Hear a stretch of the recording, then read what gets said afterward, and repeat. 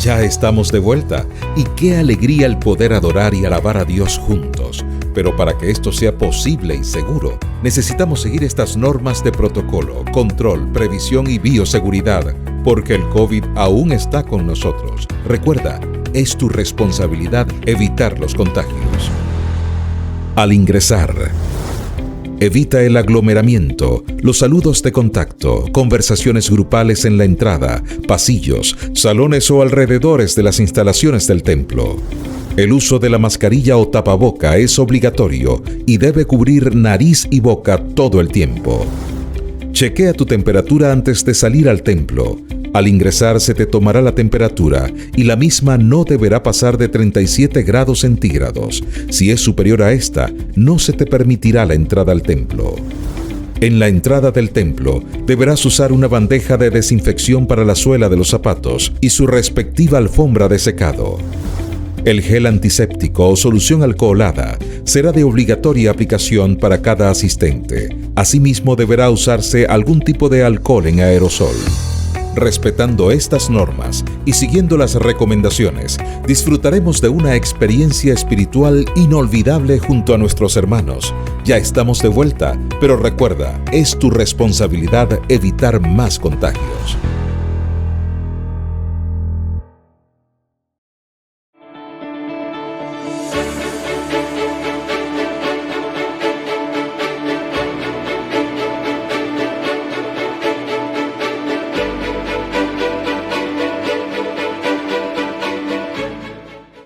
Bienvenidos una vez más a este espacio de adoración Sábados de Esperanza. Ayudados con las herramientas tecnológicas como lo es YouTube en el canal de comunicaciones UBOC y el circuito de emisoras Hub Radio Venezuela, tenemos la oportunidad de encontrarnos, quizás no para abrazarnos, pero sí para unirnos en adoración y alabanza a nuestro Dios. ¿Y cómo no hacerlo si esta semana hemos estado recordando lo que son nuestras raíces, nuestra herencia y lo que será para nosotros la recompensa venidera de todo ese trabajo que hemos hecho como iglesia a lo largo de los años?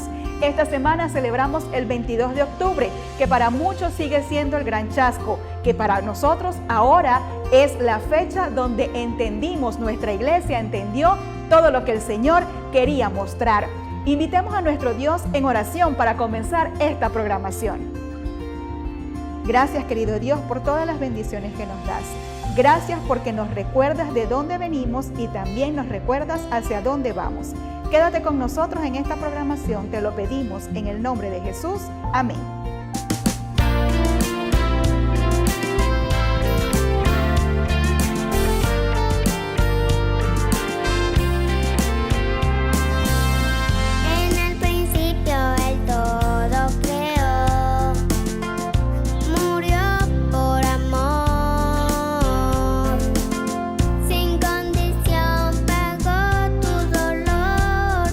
Amor que no tiene fin.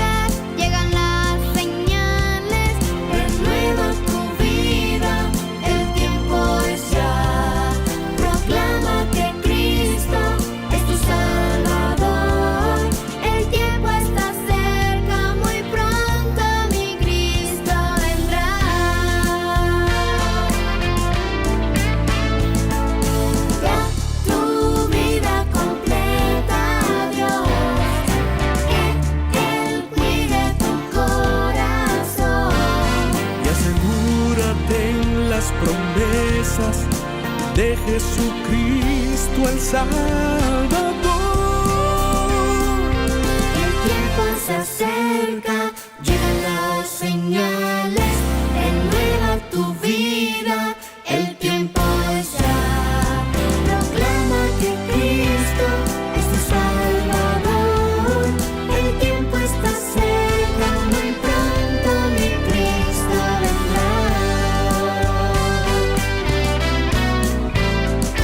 El tiempo se acerca, llegan las señales, renueva tu vida, el tiempo es ya. Proclama que Cristo es tu Salvador, el tiempo está cerca, muy pronto mi Cristo vendrá.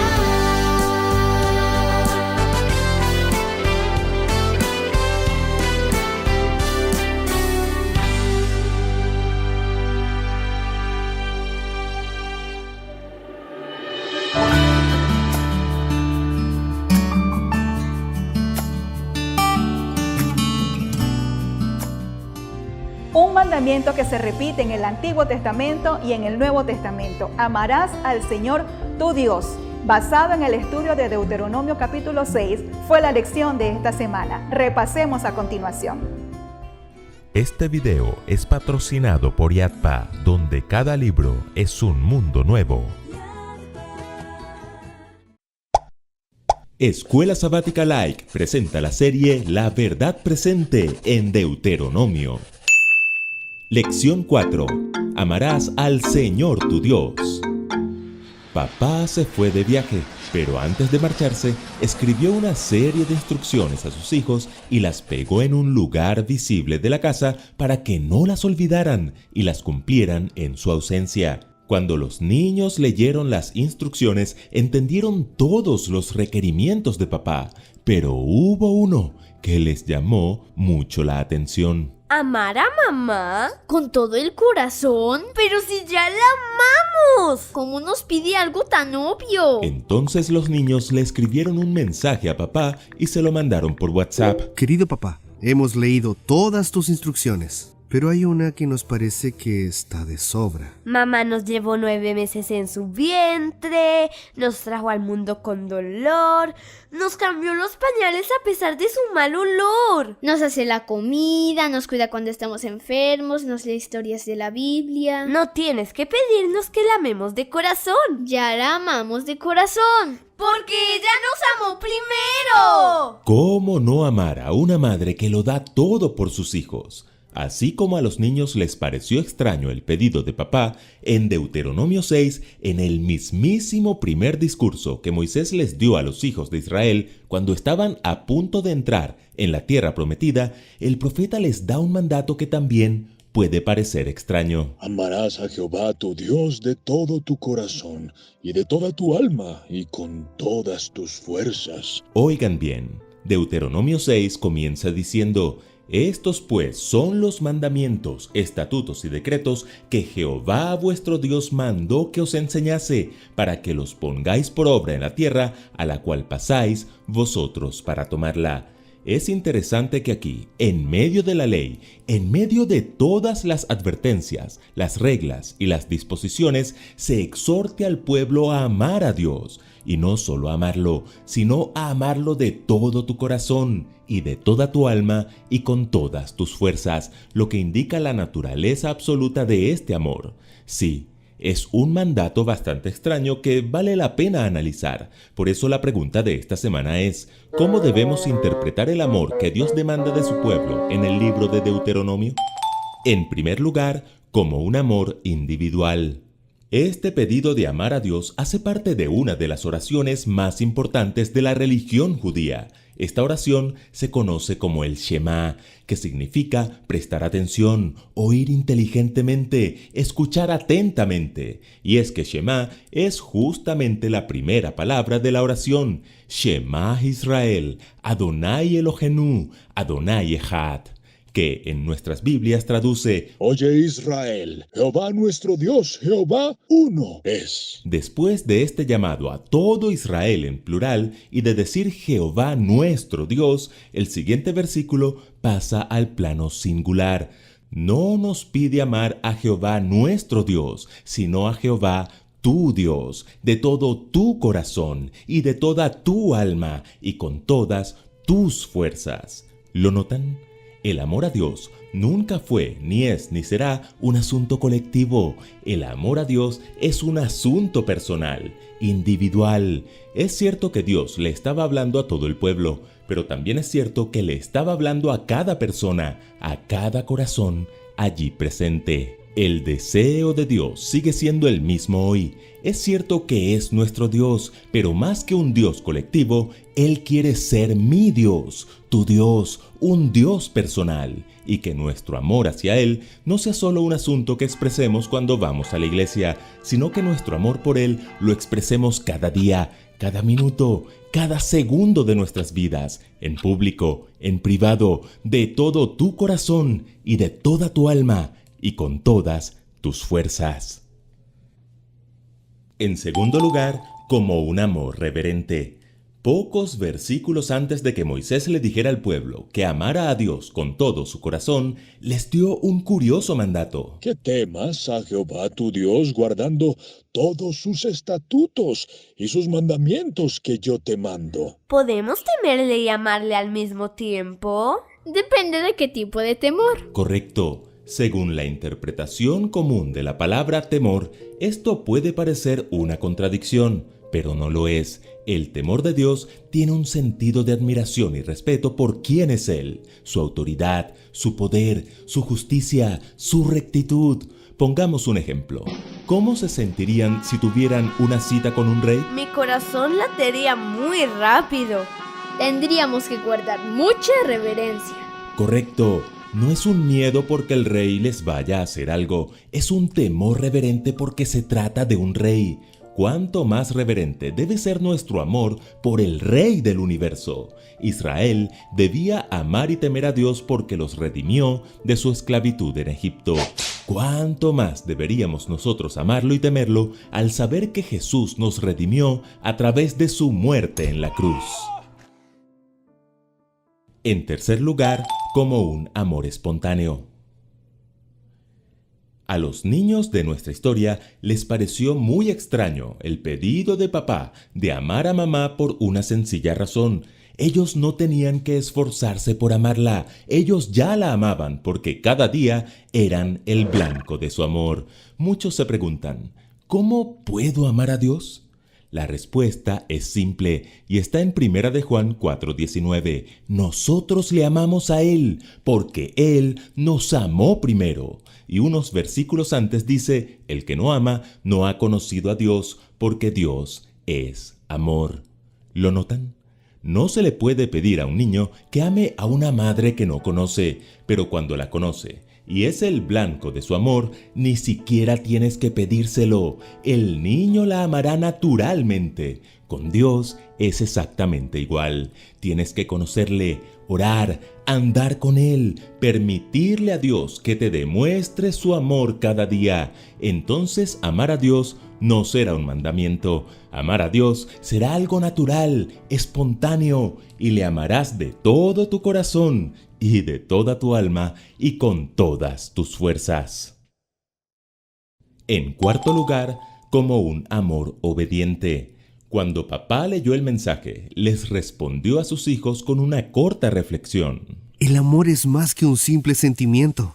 El amor es acción. ¡Demuéstrenlo! ¿Cuántas personas dicen amar a mamá, pero no lavan ni una tacita de té? ¿Cuántas personas dicen amar a Dios, pero no hacen lo que Dios les pide? Muchos pasan por alto el hecho de que Jesús predicó acerca de un amor obediente. Si me amáis, guardad mis mandamientos. Simple. No se trata de legalismo. La obediencia es una respuesta de amor. Cuando amamos a Dios y comprendemos lo que Él ha hecho por nosotros, expresamos ese amor guardando sus mandamientos, porque eso es lo que a Él le agrada. Y en quinto lugar, como un amor permanente. ¿Recuerdan una ocasión en que Jesús citó la Shema? ¡Claro! Cuando un escriba le preguntó cuál era el gran mandamiento. Jesús le respondió citando Deuteronomio 6. El primer mandamiento de todos es: Oye Israel, el Señor nuestro Dios, el Señor uno es, y amarás al Señor tu Dios con todo tu corazón, y con toda tu alma, y con toda tu mente, y con todas tus fuerzas. Este es el principal mandamiento. Y el segundo es semejante: amarás a tu prójimo como a ti mismo. No hay otro mandamiento mayor que estos. Jesús sintetizó los mandamientos citando el Shema porque la base para la obediencia de cualquier mandamiento divino es el amor, y ese amor es el fruto de conocer íntimamente a Dios y de tener una relación íntima con Él. La tía Elena así lo confirma. Un amor supremo hacia Dios y un amor abnegado hacia nuestros semejantes es el mejor don que nuestro Padre Celestial puede conferirnos. Bien escribió el apóstol Pablo: si yo hablase lenguas humanas y angélicas y no tengo amor, vengo a ser como metal que resuena o címbalo que retiñe. Escuela Sabática Like les invita a seguir estudiando juntos la nueva serie La Verdad Presente en Deuteronomio. Complementa estos estudios con el libro Dios en 10 Promesas de Pedro Torres. Adquiérelo en tu librería Yatpa más cercana. Suscríbete y comparte. Recuerden que juntos podemos crecer más.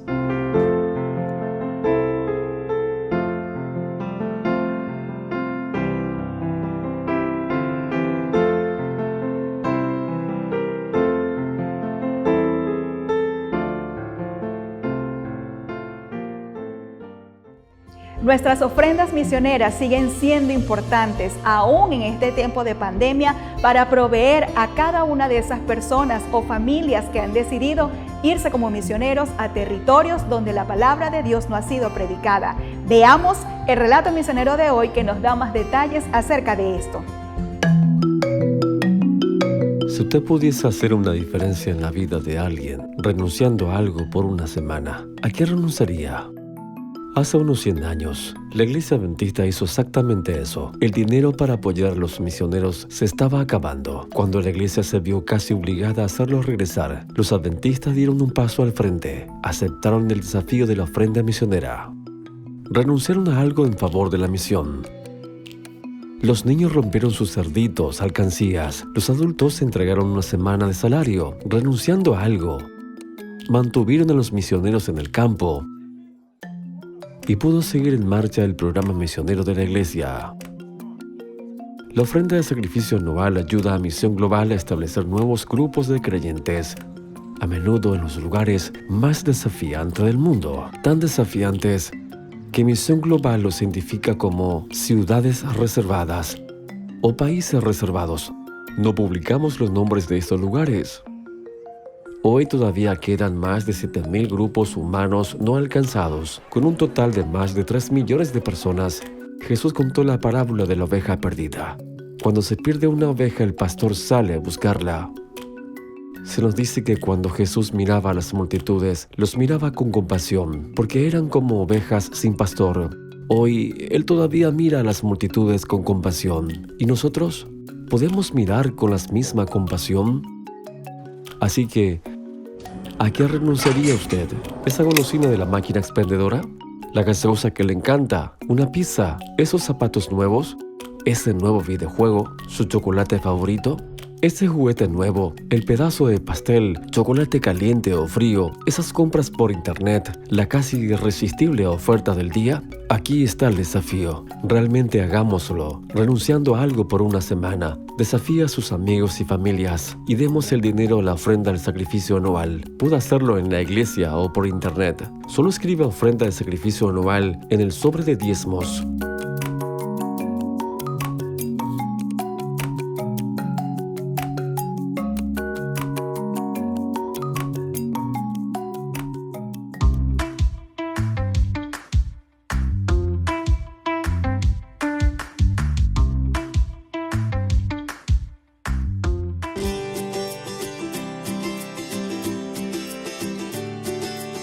queridos amiguitos. Hoy les contaré una linda historia que se llama Veneno en la olla.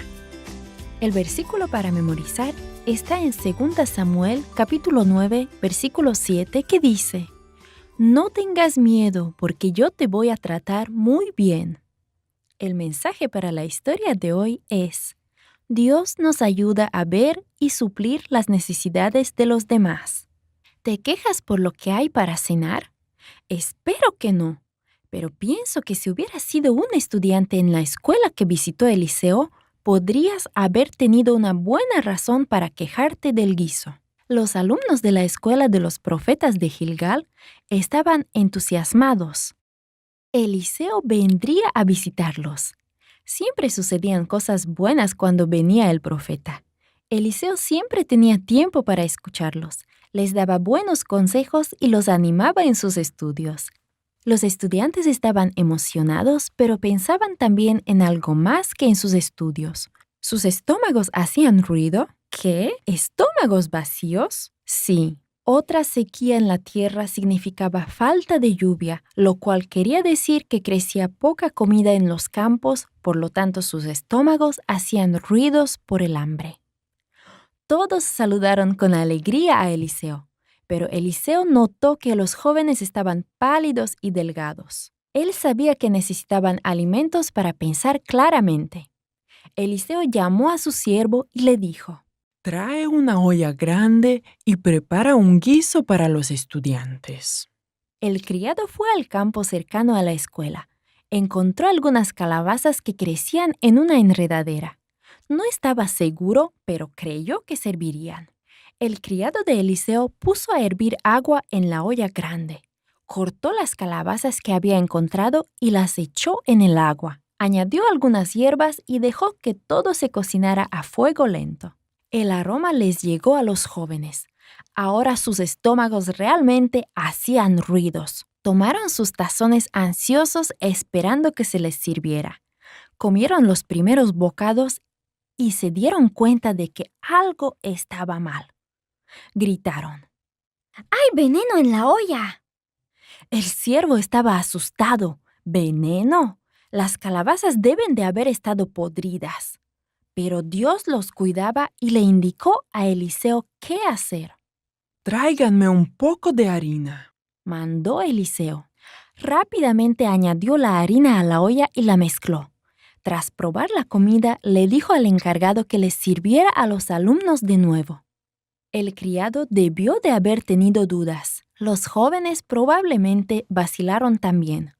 ¿Se acostumbraba a neutralizar el veneno con harina? No, pero Dios había usado a Eliseo para ayudarlos. Ellos confiaron en Dios y en Eliseo, el siervo de Dios. El guiso estaba delicioso. Así que entusiasmados llenaron sus tazones. Eliseo reconoció la necesidad de alimentación de los alumnos e hizo lo que pudo. Con la ayuda de Dios, él cuidó de los jóvenes. Dios cuidará de ti también. Pídele que lo haga cada día.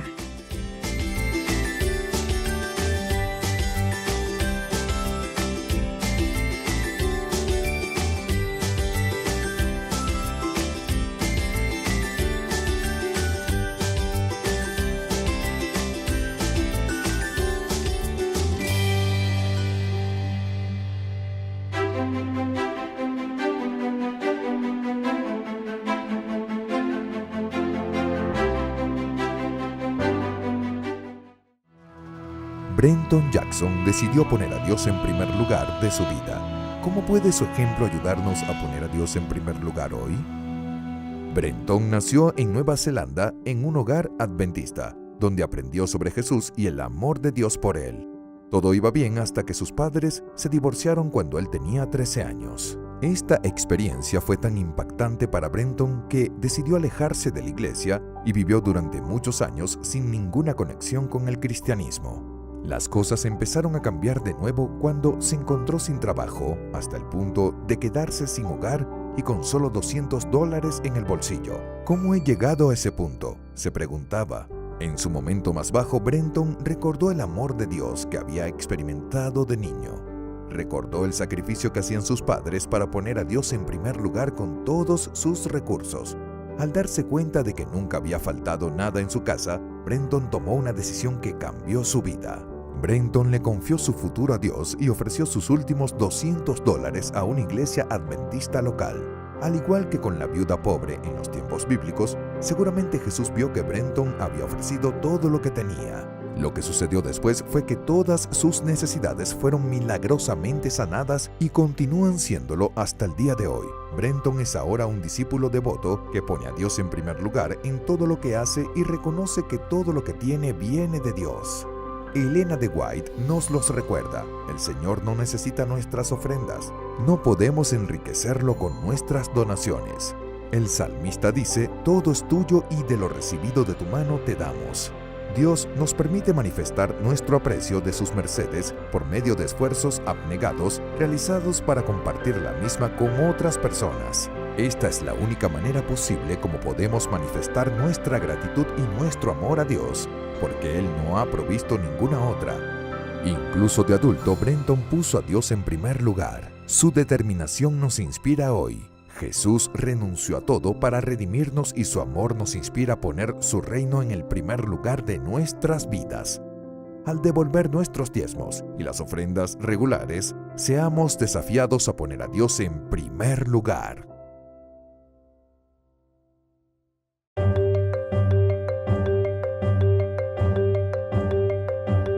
Hoy nuestros templos están cerrados. Tampoco podemos reunirnos con nuestros grupos pequeños. Pero la iglesia sigue más viva que nunca. Así como los primeros cristianos, cada hogar se ha convertido en una casa de esperanza. Mientras el mundo está en pausa, nuestra fe sigue viva. Adoramos el día sábado. Descubrimos nuevas maneras para seguir hablando a otros del amor de Dios y de su segunda venida. Pero muchos miembros fieles se preguntan: ¿cómo podemos devolver a Dios aquello que le pertenece? Para hacerlo, tienes dos alternativas. Puedes hacer una transferencia directa a la cuenta de tu asociación o misión, utilizando los datos que aparecen al final de este video.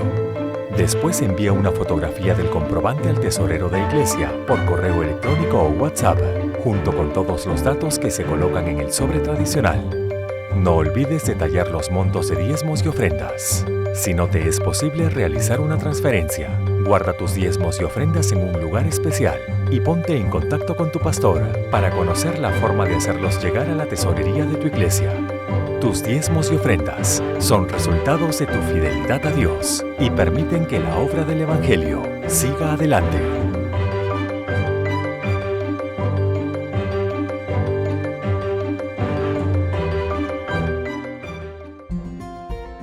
Seguimos con Martín Lutero. En este caso, el capítulo 22 nos cuenta la bula papal.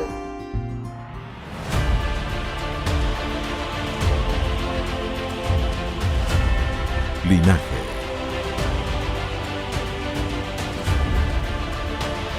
Martín Lutero, la bula papal, episodio 22. Poco después de clavar sus 95 tesis en Wittenberg, Lutero fue citado a comparecer en Roma. Para responder a la acusación de herejía, sus amigos se llenaron de temor. Sabían el peligro que le amenazaba en aquella ciudad. Recordaban a Juan Hus un siglo antes, cómo se le había prometido un salvoconducto y un trato justo, y aún así lo quemaron en la hoguera.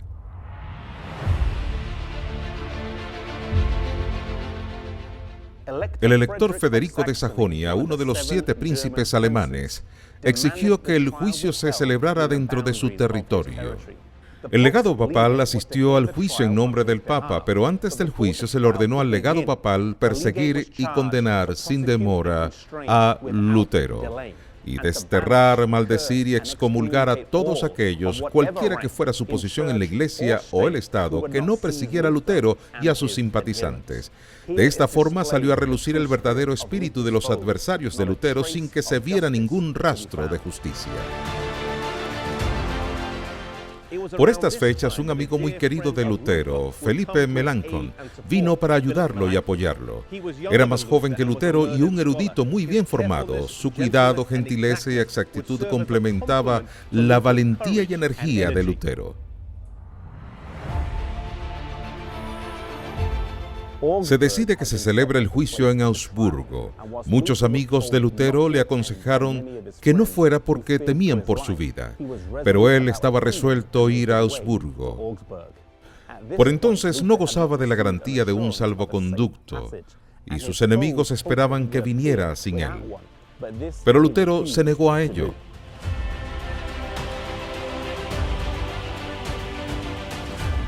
El legado al principio lo trató con mucha simpatía cuando conversaba con Lutero, pero subestimaba su determinación y la fuerza de sus convicciones. Lutero protesta porque le piden que se retracte, sin antes mostrarle sus errores. Pero cada respuesta demuestra su respaldo en la Biblia. Pero la respuesta de los prelados era siempre acalorada, repitiendo constantemente: retráctate, retráctate.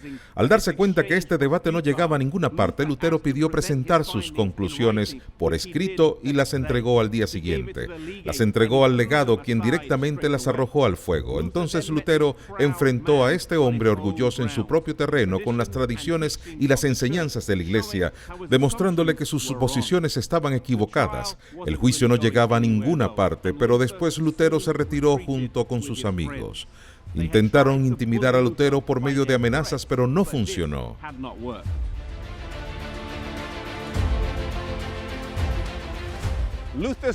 Los escritos y las enseñanzas de Lutero se esparcieron por Alemania como fuego salvaje. Finalmente Roma recurrió a la bula de excomunión. Lutero fue condenado junto con sus seguidores. Le dieron 60 días para retractarse o ser excomulgados.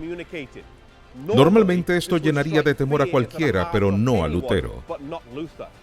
Se reunieron en torno a él un grupo de doctores, alumnos y ciudadanos de Wittenberg, y bajo un árbol en este mismo lugar quemó públicamente la bula papal de excomunión y las leyes canónicas. Roma mandó otra bula de excomunión en su contra, declarando su separación final de Roma, en la que decía que era maldecido por el cielo y condenado a cualquiera que aceptara alguna de sus doctrinas. Verdaderamente podríamos decir que Lutero, el siervo, no es mayor que su Señor. Si a mí me persiguieron, también a vosotros os perseguirán.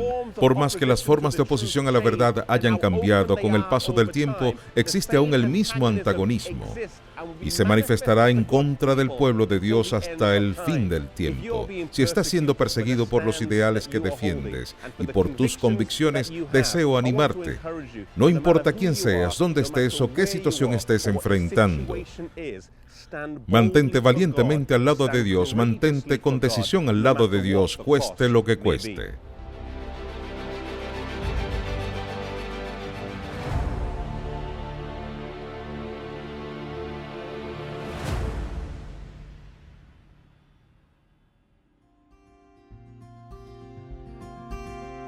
Hoy se estrena con nosotros como departamental de ministerios personales el pastor Víctor Jiménez, quien recién ha sido nombrado en la pasada quinquenal. Estará compartiendo con nosotros acerca de nuestras raíces y de lo que nos espera como pueblo del Señor. Bienvenido, pastor. Gracias por colaborar y estar presente en esta celebración. Un gusto saludarle, queridos hermanos de la Unión Venezolana Occidental. Les habla su servidor, el pastor Víctor Jiménez, el nuevo departamental de Escuela Sabática y adjunto al presidente para evangelismo. Estamos en esta semana de celebración, la semana de nuestra herencia, y es pertinente entonces tocar un tema que tenga que ver con nuestra identidad. Por eso nuestro mensaje lleva como título El remanente. La palabra remanente significa aquella pequeña porción que pertenece a una porción mayor, pero que es lo único que ha quedado. Esa palabra significa en la palabra del Señor, número 1, lo que queda de, número 2, el resto de.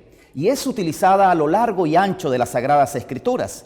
En el Antiguo Testamento, por ejemplo, en el libro del profeta Amós, en el capítulo 5, el verso número 15, aparece en el contexto de la deportación que hacen los asirios de la parte norte de Israel, y es utilizada para referirse a la parte que queda, el sur, 2 tribus y medias, que es la porción menor de aquella porción mayor que ha sido deportada.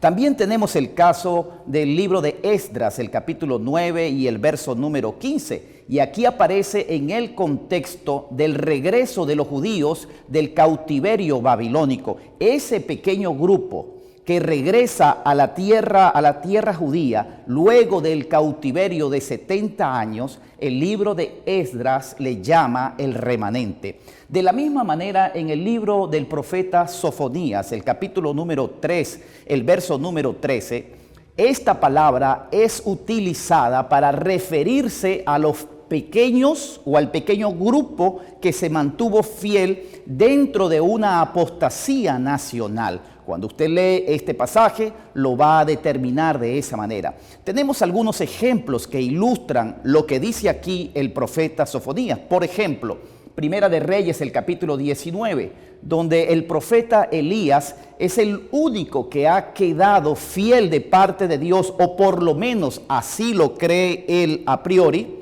dentro de una apostasía nacional. Solo que Dios le corrige diciendo que además de él, tenía 7,000 hombres que no habían doblado su rodilla delante de Baal. Así que en medio de una apostasía nacional, Dios tenía 7,000 más el profeta, 7,001 hombres que no habían doblado su rodilla delante de Baal. Así que esos fieles, ese pequeño grupo, delante de esa apostasía, delante de esa decadencia espiritual, son el remanente. Es así también como en el libro del profeta Daniel, el capítulo número 3, en aquel momento cuando el rey Nabucodonosor levanta la estatua de oro y ordena que todos sus súbditos, al sonar de todos los instrumentos musicales, se postren, y 3 jóvenes en medio de una vasta multitud de súbditos deciden rebelarse ante la autoridad del rey y no se postran delante de esa estatua. Ellos 3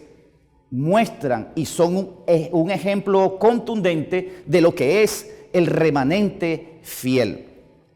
En el libro del profeta Joel, el capítulo número 2, la palabra de Dios habla precisamente también de un remanente que se mantendría fiel en el tiempo del fin.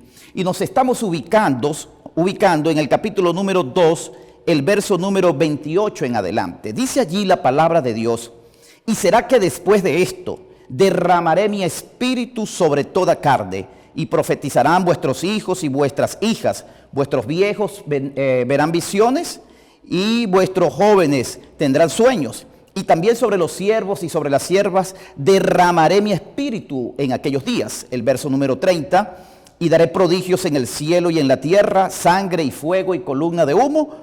El sol se tornará en tinieblas y la luna en sangre, antes que venga el día grande y espantoso de Jehová. Y el verso número 32, y será que cualquiera que invocare el nombre de Jehová será salvo, porque en el monte de Sión y en Jerusalén habrá salvación, como Jehová ha dicho, y en el remanente al cual el Señor llame. Acá en Joel capítulo 2 se habla del remanente al cual Dios va a llamar.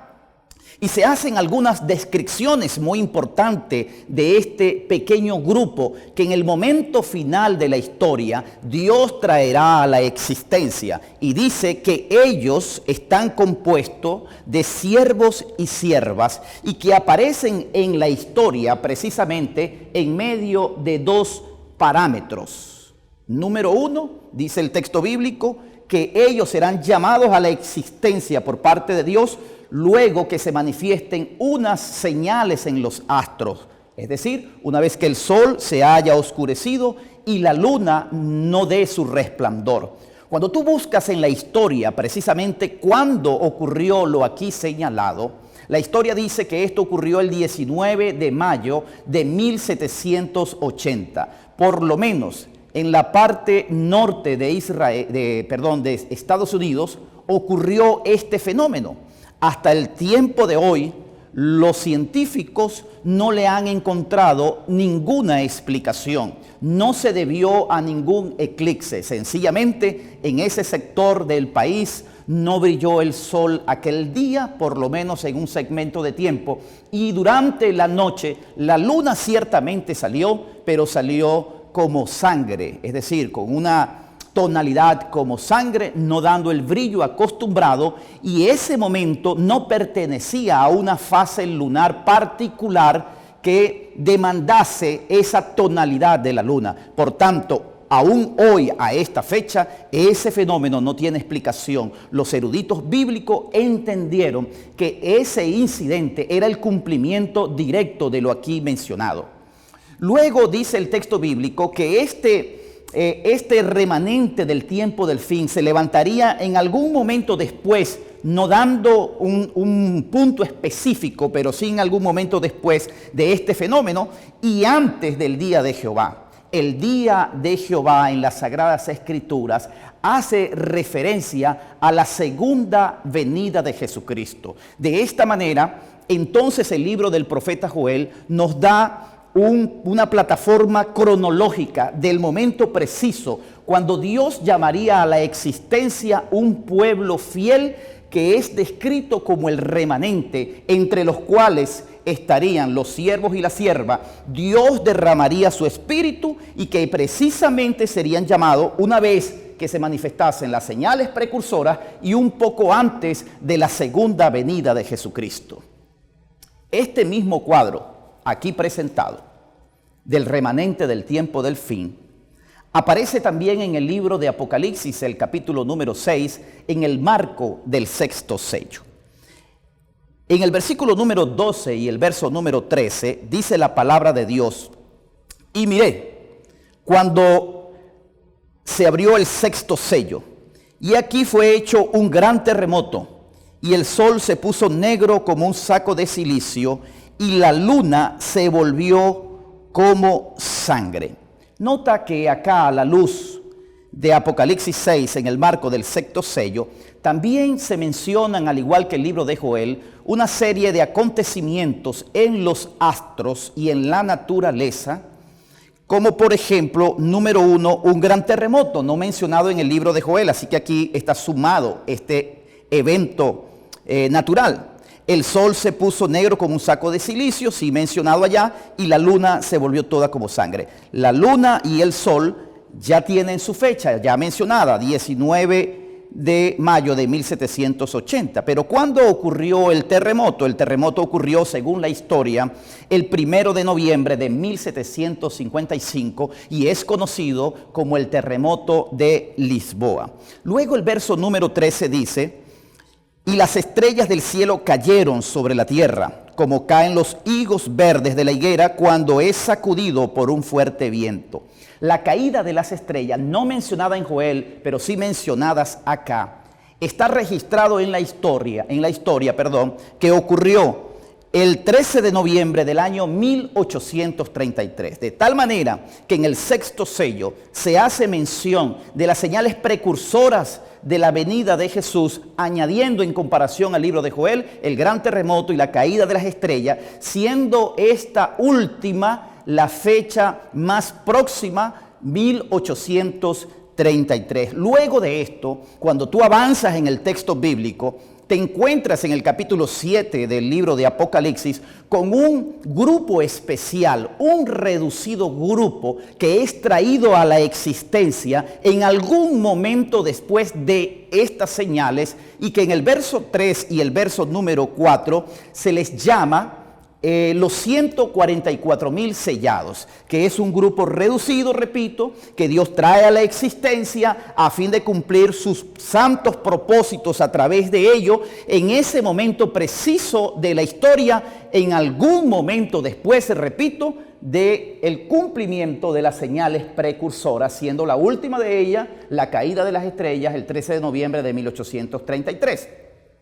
Y antes de un evento tan igual que en el libro de Joel, y el evento aquí registrado aparece en el libro de Apocalipsis, el capítulo 8, el verso número 1, donde dice allí que habrá un momento cuando va a ocurrir un silencio en el cielo, un silencio en el cielo.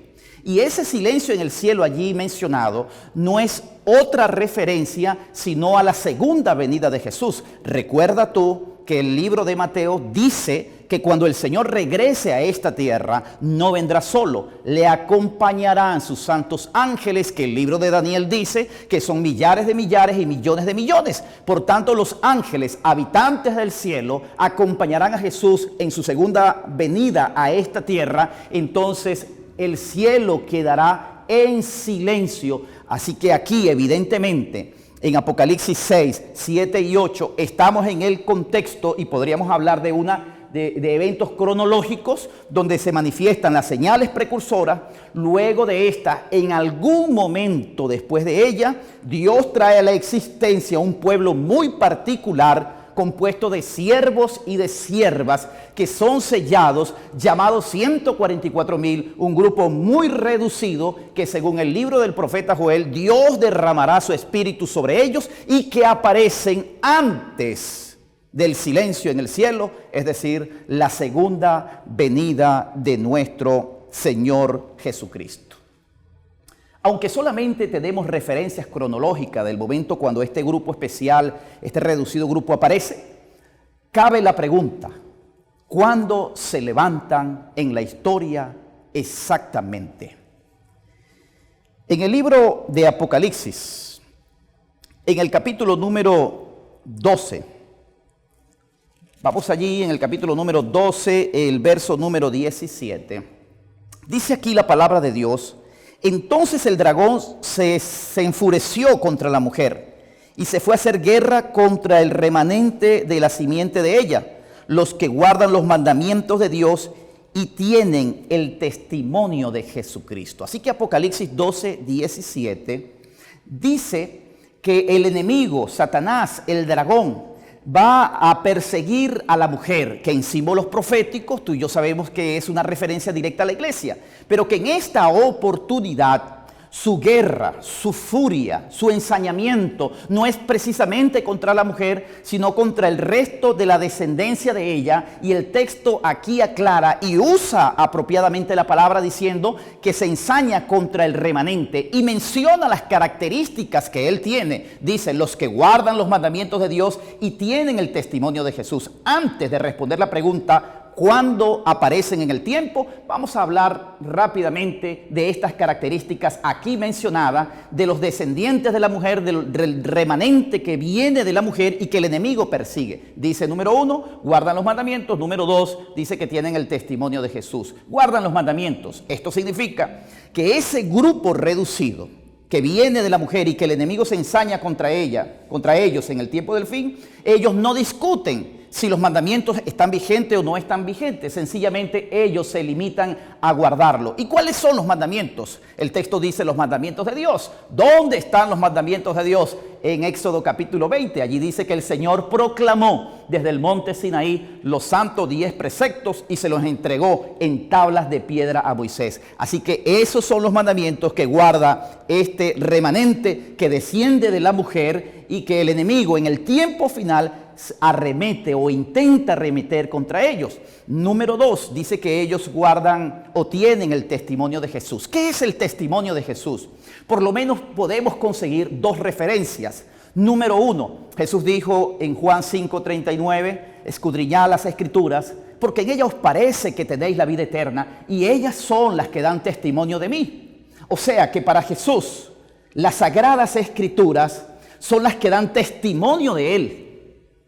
Y aquí dice que una de las características del remanente es que ellos tienen el testimonio de Jesús. O sea, que la palabra de Dios, la Biblia, en su conjunto total, tanto el Antiguo como el Nuevo Testamento, es su regla de fe, es su línea o su hilo conductor en la experiencia cristiana. Para ellos no existe un Antiguo Testamento que fue obsoleto o fue anulado y un Nuevo Testamento que está vigente. Para ellos toda la Escritura es inspirada por Dios, toda ella da testimonio de Jesús, y ellos, ese remanente, ese grupo especial, la hacen parte de su vida.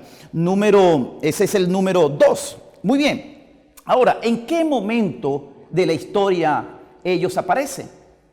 Si tú lees el capítulo número 12, dice que aparecen después de los 1260 días, de los tiempos y medio tiempo, que equivalen en símbolos proféticos a 1260 años y que culminaron en 1798. Así que es una referencia aproximada del momento en el cual ellos aparecen en la historia a la luz de Apocalipsis 12, pero a la luz de Apocalipsis 6, el último evento a partir del cual en algún momento, valga la redundancia, ellos aparecen, es 1833, pero en Joel 2 es a partir de, o en algún momento a partir de la última señal precursora. Pero ¿cuál es el momento exacto? Cuando tú revisas a la luz de la Escritura, ¿cuál es el mensaje del remanente del fin? Vas a encontrar que Apocalipsis capítulo 14, versículos 6 al 12, el triple mensaje angelical. En el mensaje del primer ángel, allí la Escritura dice que uno de los puntos que tienen que ver con el contenido de su mensaje es precisamente que el juicio ha llegado. Es decir, que cuando ellos proclaman el mensaje, están en la historia o existen en la historia cuando el juicio divino que se está registrando en el cielo ya ha iniciado. Es decir, que ellos existen en esa misma línea. En el cielo ha iniciado el juicio y ellos en la tierra lo anuncian. Cuando tú buscas a la luz de la Escritura en qué momento inicia el juicio, vas a encontrar que en el libro del profeta Daniel el juicio es equivalente a la purificación del santuario, Daniel 8:14. Y Daniel 8:14 precisamente dice que la purificación del santuario inicia al cabo de 2300 tardes y mañanas, que en símbolos proféticos equivalen a 2300 años y que van a culminar el 22 de octubre de 1844. Así que si la purificación del santuario y el juicio es una misma cosa, y este grupo especial anuncia el inicio del juicio, y este juicio inicia en 1844, en conclusión, Dios trae a la existencia el remanente del fin, precisamente al cumplirse Daniel 8:14, al cabo de 2300 tardes y mañanas, que la historia lo confirma diciendo que eso sucedió el 22 de octubre de 1844. Allí está el remanente del fin, allí está el remanente de Dios, allí está el pueblo de Dios que Él ha llamado al final de esta historia para que se constituya en una herramienta en sus manos para acabar con la obra que Él ha encomendado en esta tierra. Es el dedo de Dios señalando a su pueblo en este tiempo. No es una pretensión de un predicador, de un pastor o de una iglesia, sino que es el dedo de Dios a través de la profecía, indicando de manera inequívoca cuál es su remanente, cuál es su tarea y cómo Él lo ha de utilizar y cuál es su papel y su protagonismo en el tiempo del fin. Por eso el Señor te ha dado el privilegio de pertenecer a este solemne pueblo. Y si hay un amigo que nos escucha y que aún no ha sido parte, Dios te llama para que formes parte entre las filas del pueblo suyo, el remanente del fin, aquella porción menor que a Él ha llamado de una porción mayor, para que esté de su parte y cumpla su tarea. Que Dios te bendiga. Vamos a orar. Dios bueno, Dios eterno, Padre de misericordia. Gracias, Señor, porque le has dado a tu pueblo tamaños privilegios, pero con esos privilegios una gran responsabilidad, y es estar de tu lado en el desenlace final de la historia de este mundo para cumplir la tarea y anunciar el evangelio en este mundo que perece. Ayúdanos, dótanos con el poder de lo alto para vivir a esa altura y poder, Señor, cumplir este ministerio que nos has encargado. Gracias por tus muchas bondades. Gracias por llamarnos a buena hora a pertenecer al remanente del tiempo del fin. Te agradecemos todas estas cosas en el nombre de Jesús. Amén, Señor. Nuestro nombre como organización nos recuerda de dónde venimos y hacia dónde vamos. Séptimo día por la Semana de la Creación, esos son nuestros orígenes. Y adventistas porque esperamos el pronto regreso de nuestro Señor Jesús, que nos llevará a morar con Él en la patria celestial. Hoy es día de celebrar. Hoy es día de estar gozosos por pertenecer a este pueblo remanente, que hoy es la iglesia militante y pronto será la iglesia triunfante, y recibiremos a nuestro Señor y se cumplirán todas las promesas que están descritas allí en el Apocalipsis para cada uno de nosotros. Hoy nos sentimos gozosos de ser parte, ustedes y nosotros, de este pueblo que espera al Señor Jesús. Tengan un bendecido sábado, pasen un resto de sábado feliz y tengan una feliz semana. Que Dios nos bendiga. Ya estamos de vuelta y qué alegría el poder adorar y alabar a Dios juntos. Pero para que esto sea posible y seguro, necesitamos seguir estas normas de protocolo, control, previsión y bioseguridad, porque el COVID aún está con nosotros. Recuerda, es tu responsabilidad evitar los contagios. Procedimientos de control y bioseguridad. Las puertas deben permanecer abiertas en la entrada y salida para que los miembros no tengan necesidad de tocarlas y manipularlas. Los micrófonos deben ser desinfectados antes y después de su uso. Deben colocarse en un pedestal y no tomarse con las manos, y si fuera necesario, entonces debe ser de uso personal y no debe ser compartido durante el culto. Las personas mayores de 60 años y los bebés y niños pequeños debieran a lo sumo abstenerse de asistir hasta pronto aviso, en especial los que han tenido síntomas de fiebre, gripe, tos y malestar general. Si atiendes un paciente con COVID o has tenido contacto con personas contagiadas en un tiempo menor a 7 días del contacto, evita asistir a las reuniones de culto. Todos los asistentes deben retirarse de las instalaciones y los alrededores del templo de manera inmediata, siempre manteniendo el distanciamiento social. Respetando estas normas y siguiendo las recomendaciones, disfrutaremos de una experiencia espiritual inolvidable junto a nuestros hermanos. Ya estamos de vuelta, pero recuerda, es tu responsabilidad evitar más contagios.